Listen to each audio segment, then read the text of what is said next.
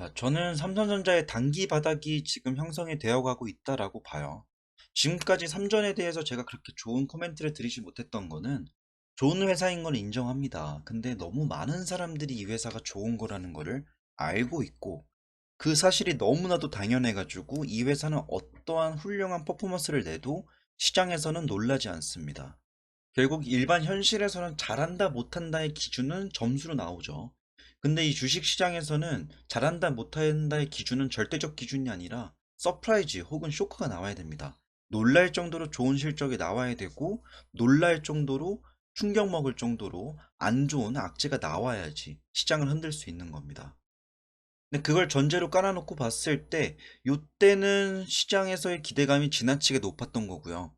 지금은 그 거품이 가라앉고 꽤 많이 빠진 가격인 거죠. 그럼 한번 생각을 해봐야 되는 게 이렇게 오르는 동안 그렇게 대단했는가? 혹은 이렇게 떨어지는 동안 그렇게 망했는가를 본다면 요때와 요때는 사실 거의 비슷한 정도 수준의 기업 성장이 나왔습니다. 그래서 물론 회사를 바라보는 게 가격만 보고 차트만 보고 이게 정답은 늘 아닙니다. 근데 삼성전자와 같이 재무구조 자체가 이미 인증이 되었고 지난 수십 년 동안 꾸준한 성장을 해왔고 앞으로도 이렇게 될 거라고 예견되고 시장에서도 이렇게 받아들여지는 종목들은 더욱더 차트에 의존할 수밖에 없습니다. 왜냐하면 이 회사의 가치는 너무나도 시장에서 확고하게 자리 잡았기 때문에 가치 이외의 것들을 봐야 되는 거죠. 그럼 차트 기준으로 그냥 정말 솔직히 저는 어떻게 보는지 설명드릴게요. 지금 보유하고 계신 분들에겐 정말 미안한 얘기지만 저는 6층이 깨진다면 확실하게 타점이 나올 거라 봅니다. 근데 지금 61,900원인데 조금 애매하긴 하지만 그래도 충분히 매수를 해볼 수 있는 가격대로 진입을 했습니다. 저는 일단은 여기 이탈이 나와야 된다라고 생각을 했는데 여기가 64,000원대예요. 이탈이 나왔고요. 정말 화끈하게 6만원을 이탈하고 54,000원대에서 6만원 사이에 저는 매수를 강하게 들어갈 생각이었습니다. 원래 삼성전자를 별로 이렇게 주식으로서 사지 않고 별로 그렇게 좋아하는 주식은 아니지만 요 가격대에 온다면 꽤 큰 매수를 해봄직했다라고 저는 보고 있었어요.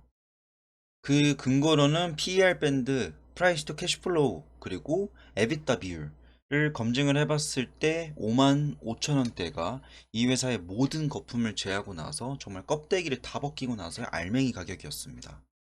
실제로 그게 차트로도 어느 정도 통했던 게 삼성전자는 단순하게 어떤 몇 명의 세력이 운전할 수 있는 종목이 아닙니다.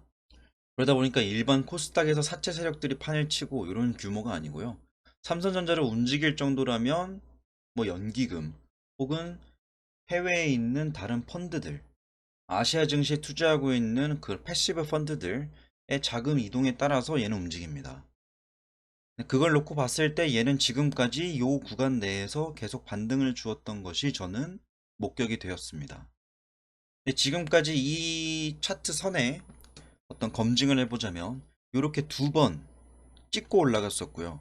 이렇게 두 번 정도는 찍지 않고 중간에 매달려서 갔다는 겁니다. 그럼 딱 2대2 확률이잖아요. 물론 이게 이전에도 엄청 많은 선들이 검증을 해준다면 훨씬 더 확고하게 잡을 수 있습니다. 근데 일단 2019년부터 20년까지 총 4번의 기회 동안에 요 선을 닫고 반등을 했고 요 선을 닫지 않고 중간에 매달려 가지고 반등을 했습니다. 2대2 확률에서 나는 어떠한 선택을 할 수 있을까? 나는 그냥 여기 끝까지 기다렸다 매수를 할까? 아니면 중간에 매수를 할까? 고민이 많아졌어요. 제가 내린 결론은 저는 어차피 반도체 섹터를 투자할 생각이었습니다. 연말이 되어가지고 전체 자산 중에서 20%를 반도체로 채우려고 했는데요. 원래 삼성전자를 제외한 다른 반도체 종목들을 한 5개 정도 4%씩 5개를 채워보려고 했습니다. 혹은 5%씩 4개 정도를 살 수도 있었죠. 5555 해가지고 채우려고 했어요. 여기서는 삼성전자 포함되지 않을 예정이었습니다. 생각이 좀 바뀌었어요. 이렇게 하지 말고 10%를 전체 20% 할당을 하는데 10%를 삼성전자랑 매집을 해보자. 그리고 2%씩 5개를 사가지고 총 20%가 되는 내 전체 자산 대비 포트폴리오를 만들어 보자 라는 생각을 했습니다. 그럼 제 전체 자산 중에 10%를 차지한 삼성전자를 어떻게 매수할 거냐? 저는 이 구간 내에서 여기를 기다려 볼 겁니다. 한번 55,000원 55,000원에 5%를 매수를 합니다. 예를 들어서 내 전체 자산이 2억이고 반도체 섹터에 투자할 수 있는 게 20%라면 여기서 한 4천만 원 들어가는 거죠. 그럼 나는 삼성전자를 400만 원어치 사야 되는 건데 이 400만 원을 저는 일단 좀 분할해서 사고자 한다. 그러면 200을 사고 요 중간 구간에서 100 이렇게 사주는 게 저의 계획입니다. 조금 더 그림을 표현드리면 저는 64,500원이 이 아래서는 일단 모아가는 게 좋다. 요 구간 내에서는 5% 채우고요. 요 구간 내에서 한 5% 채워가지고 총 10%를 채우고요. 최종적으로 이 종목을 손절해야 되는 순간은 언제냐? 53,000원이 깨졌을 때입니다. 근데 이게 깨지지 않을 거라고 저는 확신해요. 만약에 깨진다면 그때는 이 종목의 손실을 걱정할 게 아니라 삼성전자가 이끌고 있는 코스피 시장 자체의 어떤 펀더멘털적인 문제가 생길 때 이렇게 빠질 겁니다. 실제로 이 가격은 코로나 때도 빠지지 않았어요.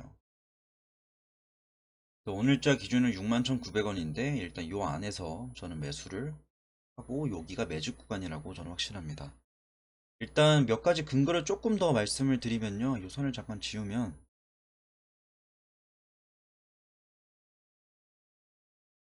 삼성전자가 지난 2016년부터 지금까지 대략 6년 정도의 검증 기간이죠.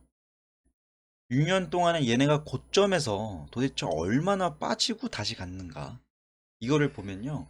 많은 분들은 여기서 요만큼 빠졌으니까 4만원 빠졌네, 여기서 요만큼 빠졌으면 2만원 빠졌네, 뭐 이렇게 계산을 해요.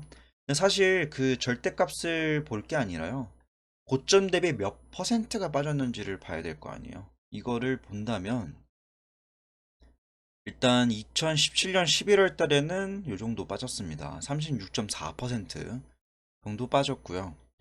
그리고 코로나 때 2020년 초반부터 슬슬 빠지기 시작해가지고 요때도 31%, 여기 32%죠. 코로나 때. 여기는 제 기억에 일본 무역 전쟁이었나? 아니면 뭐 중국?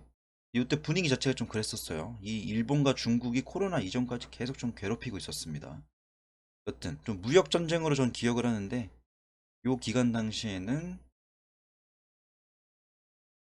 고점 대비 35% 정도 빠졌다. 그럼 지금 이 간격보다 얘가 훨씬 더 넓기 때문에 더 많이 빠졌을 것 같잖아요. 그렇지가 않습니다. 얘는 36% 빠졌어요. 이걸 보면 지금 얘는 다 어떠한 일정 이벤트가 있었고 얘는 정말 큰 이벤트가 있었던 거잖아요. 전 세계적으로 충격이 왔었고 지수 자체가 흔들리는 이벤트는 얘밖에 없습니다. 삼성전자에게 영향을 줄 수 있는 거시 이벤트적인 건 얘밖에 없어요. 이거는 좀 약간 그냥 분위기가 좀 숭숭했다. 지금도 근데 분위기 좀 숭숭하잖아요. 뭐 금리 인상한다, 빅스텝 한다.